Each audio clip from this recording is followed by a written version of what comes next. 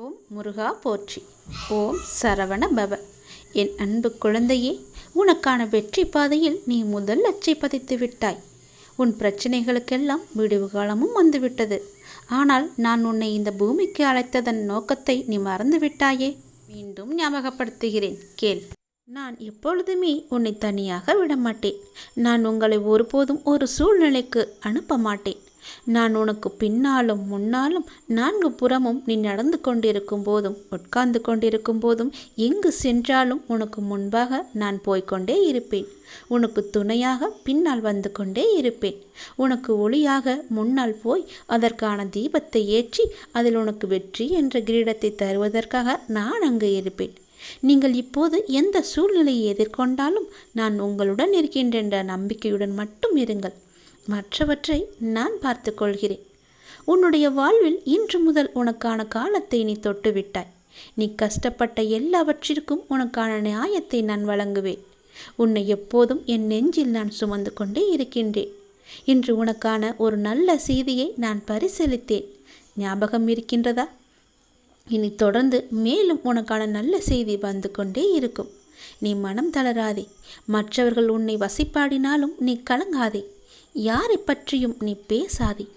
உன் கோபத்தை குறைத்துக்கொள். உன் சூழ்நிலைகளை மாற்றி நான் அமைத்து தருகின்றேன். உனக்கான வெற்றி பாதையில் நீ முதல் அச்சை என்று நீ பதித்து விட்டாய். விரைவில் அது நீ ஓவியமாய் பயணிக்கப் போகின்றாய். இன்று நீ கண்ணீர் மல்க என் முன் நின்றாயல்லவா? என் பிரச்சனைகளுக்கு விடிவு காலம் இல்லையா என்று கேட்டாயல்லவா? அதற்கு நான் உனக்கு இன்று முதல் நேர்முகமாகவே பதிலளிக்க ஆரம்பித்து விட்டேன். உனக்கு நிச்சயம் நல்லது நடக்கும். வெற்றி பாதையில் நீ நடைபோடப் போகின்றாய். உன்னை விட்டு நான் எங்குமே போக மாட்டேன். உன் கூடவே இருந்து உனக்கு துணையாக எல்லாவற்றையுமே நானே செய்து தருகிறேன். எப்போதும் உன் கூடவே நான் இருப்பேன். எங்கு போனாலும் நீ செய்ய வேண்டியது ஒன்றே ஒன்று மட்டும்தான்.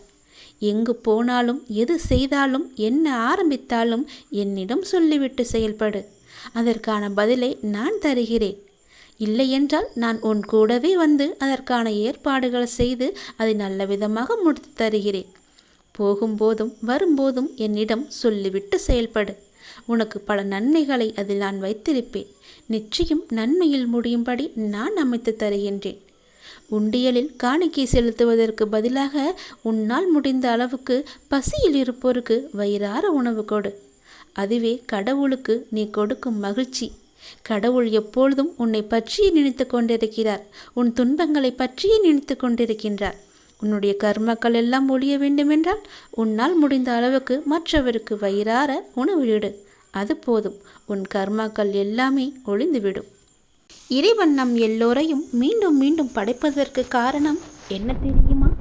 நாம் நல்லது செய்ய வேண்டும், நம் கர்மாக்கள் எல்லாம் ஒழிய வேண்டும் என்பதற்காகவே நாம் மீண்டும் மீண்டும் நம்மை பிறக்க வைக்கின்றார். இறைவன் அனைவரையும் நல்ல செயல்கள் செய்யத்தான் நம்மை அனுப்பியிருக்கின்றார்.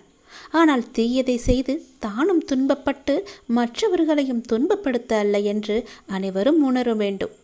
எல்லாம் உங்கள் எண்ணங்களில் தான் இருக்கிறது. உங்கள் மனதுகளில் தான் இருக்கிறது. உங்கள் செயல்களில் தான் இருக்கிறது. நீங்கள் மனது வைத்தால் நிச்சயம் நடக்கும். அது எப்போது என்றுதான் உனக்கும் தெரியவில்லை, அனுப்பி வைத்த எனக்கும் தெரியவில்லை. எதற்காக அனுப்பினோ அதை மறந்துவிட்டு நீயே ஒரு வழியில் போய் கொண்டிருக்கின்றாய். அது உனக்கான வெற்றி பாதையாக இருக்கும். கவலைப்படாதே. இருந்தாலும் நான் அனுப்பியதன் கடமையும் நீ செய்ய வேண்டுமல்லவா? செய்து வா. உனக்கு நல்லது நடக்கும்.